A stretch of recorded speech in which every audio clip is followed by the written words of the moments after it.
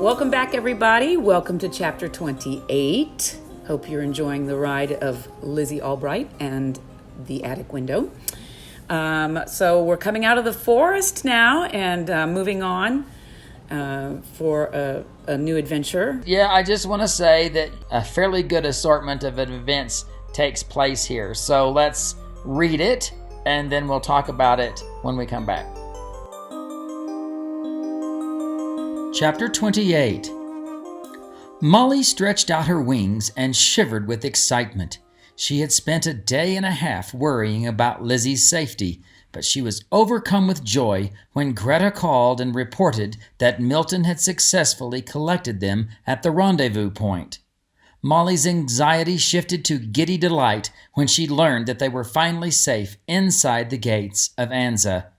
Her stomach twittered with anticipation as she paced about, waiting for Lizzie's arrival. She wanted the best possible vantage point to see the motor-bee when it came through the gates of Barleywick Quarter, so she positioned herself on top of the highest step of Mage Guild Hall. No matter how hard she tried, she could not stand still. She hopped back and forth from one foot to the other as if she were standing in a hot iron skillet. "Molly, calm yourself," said Gertie. "We can't afford to have you creating a commotion by accidentally setting off one of your feathers." Molly knew that she would never become a master mage, but she had her gifts. She had concentrated specifically on distraction tactics in mage school. She had developed the exploding feather spell on her own. She could conjure the distraction on command, but sometimes, if she was overexcited, startled, or panicking, her physical reaction would send a feather into the air where it would explode into a shower of sparkly dust. These episodes would happen with no advance warning. "Look!" Molly shouted. "As the stars twinkle and shine, I think I see the motor-bee. What do you think, Mother? Is that them?" "I think it's them, but I can't quite tell. Is that Milton's motor-bee, the red one, behind the blue one?" "Molly, you must calm down. Have patience." Molly's wishful thinking turned to disappointment when she realized it wasn't them, but it didn't squelch her anticipation or enthusiasm.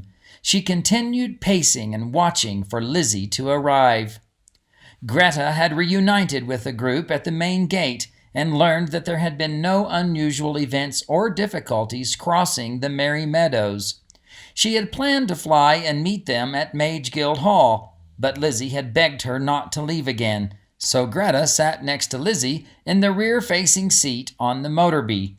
Igree was riding up front opposite Milton. McDougal had managed to squeeze in between them.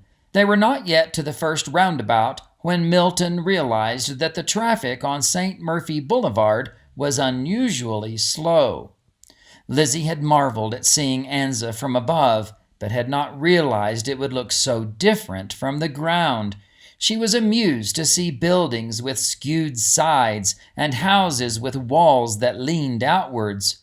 Pipes, which Lizzie presumed to be plumbing of some sort, climbed up the sides of the structures and were so plentiful at times that she was reminded of the ivy that climbed up houses back home.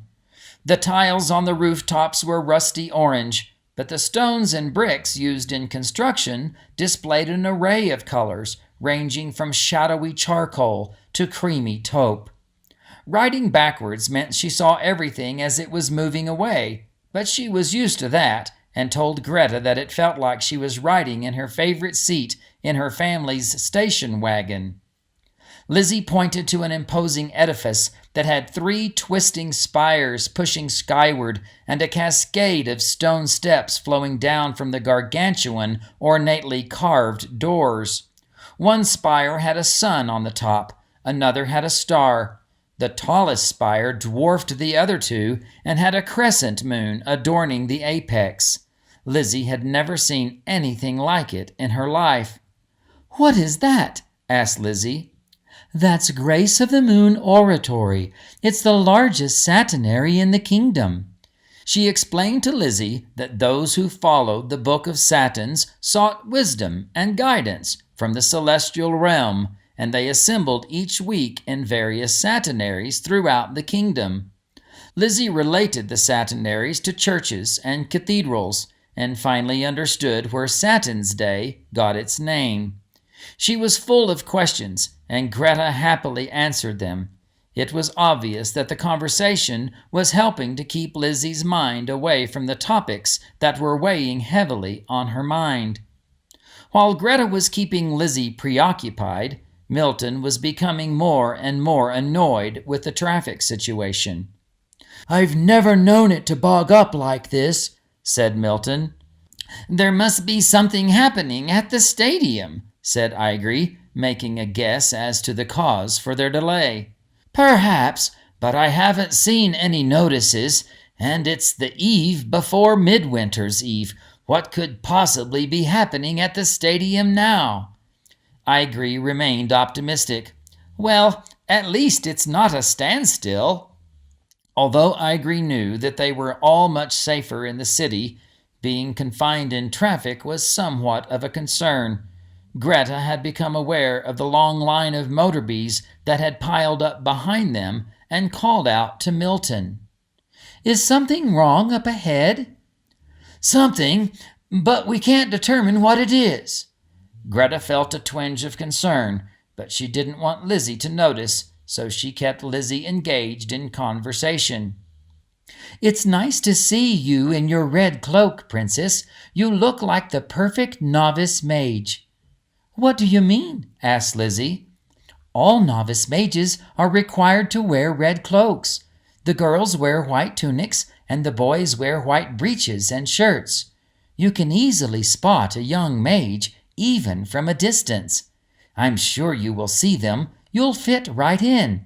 And your butterflies make you look perfectly magical." Greta's comments made Lizzy pause and think. The fact that she had her own red cloak only added to her confusion. She still didn't believe she was the princess, and she couldn't comprehend being responsible for breaking the curse and restoring the kingdom. But so many pieces fit together, it made her wonder. She was eager to learn what the council would have to say, and she still wondered what she would be required to do. Then she almost smacked herself. This was all a dream. If they wanted her to be a princess, then she could be a princess. If they wanted her to break a curse, then surely she could do that as well. As they slowly made their way down the boulevard, Lizzy noticed the decorations. Friendship baskets were perched on porches, and twigsicles adorned every door. The ribbons glistened in the late afternoon sun. A gentle breeze caused them to flutter and sway. "There sure are a lot of ribbons on the twigsicles," noted Lizzy. Greta nodded. "To be honest, I think there is an abundance of wish ribbons this year because everyone is aware that tomorrow is the last day that Castle Hill can be restored. The young ones especially are hoping for Mr. Boots to help. I feel most citizens have lost hope and given up." "Well then, we will just have to restore the kingdom and their hope. How about that?" Lizzy said the words easily, but she was still unsure if she could do whatever it was that she was expected to do. Greta was encouraged by Lizzy's reply. "Indeed," Greta smiled. "How about we do just that?" They were now moving at such a slow pace that those who were walking on the sidewalk were moving faster than those in vehicles. A voice in the crowd said, "See, there's 4 up there, and 5 of them are squeezed in behind that sign." Igri and Greta saw a small group looking upwards, pointing to the tops of buildings. Hidden in the shadows were Grackles. Upon closer inspection, Igri located more Grackles hiding in corbels and awnings, behind shutters, tucked in behind pipes, and nestled inconspicuously in the trees that lined the boulevard. It became apparent that there were thousands of Grackles silently lurking in the most unexpected places. Igri presumed that the Grackles had filtered into Anza during the night with such stealth that nobody had noticed their arrival. They had remained so quiet and well hidden that they were only just now being discovered. A few citizens were rushing down the street in the direction of the stadium. Others looked at their speaksies and then took off in the same direction, weaving through the traffic and bringing it to a standstill. Milton looked at Igre and shook his head, silently communicating that they weren't going any farther. They had stopped just short of Ring Road, which was the roundabout nearest the stadium. Igre's speaksy chimed. He immediately forwarded the message to his goggles so that he could read it. It was a mass message that was being sent to every device in the land. His heart sank as he read the words. "I'm in Brackleton Park with news. Calixto." The message contained a picto that popped up showing Calixto and several Grackles. The caption read, "Come see me." She was wearing a sly, confident grin and a patch over her eye. Igre knew he needed to stay calm, and he didn't want to alarm Lizzy, but they had to get her to Mage Guild Hall where she would be safe. They could walk from here, but doing so would require that they take Ring Road, which would force them deeper into the gathering crowd. They would have to walk right by Brackleton Park, which seemed risky, but any other route would take them much longer. If Greta flew Lizzy to the hall, Calixto would surely see them. If she sent her swarm of Grackles after them, Greta would likely be killed, and Lizzy would certainly be captured. As he was trying to think of what would be the best course of action, Igre reached into his satchel, pulled out a black stone pendant, and slipped it around his neck. "I think it's best if we walk from here," suggested Igre, trying to sound cheerful. "There's a roadblock, and it appears it will be a while before it's sorted out. Milton can stay with the BMC. It's just a few blocks to the guild hall." They all hopped out of the motor bee. "Would those be Calixto's Grackles a-perchin' in the nooks and crannies?" McDougal's tone indicated that he demanded a straight answer. "They most likely are," admitted Igre. "But whatever they are up to, at least for the moment, they are biding their time." He didn't want either McDougal or Lizzy to know that Calixto was responsible for the traffic jam. Greta was making her own assumptions, and they were correct. Lizzy scanned the buildings and felt very uneasy as she discovered more and more Grackles tucked into the oddest places. Greta shot a concerned glance to Igre. Igre responded, "Perhaps it would be smart for you to fly to the guild hall and let the council know we are having to walk the rest of the way, and that we will be there soon." Igre knew that the mages would have received the same message that he did and would have already ascertained their predicament, but he also felt Greta could be more useful conferring with the council. "Lizzy, if you don't mind staying with me, I think it's important for Greta to go on ahead." "Are we in danger?" Lizzy asked bluntly. "Not at the moment. Look at your butterflies. They are blue. So no, you are not in any danger. But if those are Calixto's Grackles, and I suspect they are, we need to blend in and move on with the crowd. I don't want to raise any suspicion." Lizzy didn't want Greta to leave, but she also trusted Igre. "You'll be safe, Princess. Igre will look after you." Lizzy stepped forward and gave Greta a hug. "Promise me that you'll be safe too." "I promise on every star in the night sky, Princess. I promise." Greta ran a few paces, then lifted above the crowd. Lizzy and McDougal followed Igre down Ring Road. Lizzy watched as Greta flew off into the distance. The last bit of the setting sun kissed her wings. The trio shuffled along and were soon swallowed up in the flowing multitude. Well, I, for one, think that the Grackles are now the menace. They are the ones that are really causing a lot of anxiety and tension for them to sneak into the city and be hiding behind pipes and behind signs and in little tucked in eaves and stuff like that, to the point that nobody even noticed them, and something is up, right?